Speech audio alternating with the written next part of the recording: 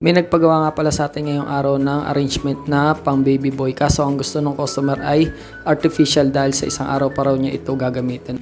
Hindi ko matanggihan ng customer dahil ito ay laging nabalik sa aming shop. Kahit wala kaming maraming artificial flower, sinabi ko na lang, sige madam, gagawan ka ako kita ng artificial flower na pang baby boy. Kaya ang ginawa ko dyan, nagmix na lang ako ng blue, light blue, tapos konting puti. Medyo nahirapan tayo sa pag-arrange dito mga bossing kasi wala naman tayong stock ng mga artificial flower lalo na sa mga pang baby boy, pang baby girl. Hindi natin matanggihan yung customer kasi lagi siyang nabalik dito. Sabi naman ng customer, ako na bahalang gumawa at tiwala naman kasya sa akin. Kaya kung ano na lang talaga yung mapulot natin dyan mga bossing. Kaya sa mga puntong itong mga bossing, hindi ko alam kung maayos ba ang kalalabasan ng ating arrangement na to o hindi. Dahil sa totoo lang ako rin, hindi ko alam kung ito ay maganda ang kalalabasan.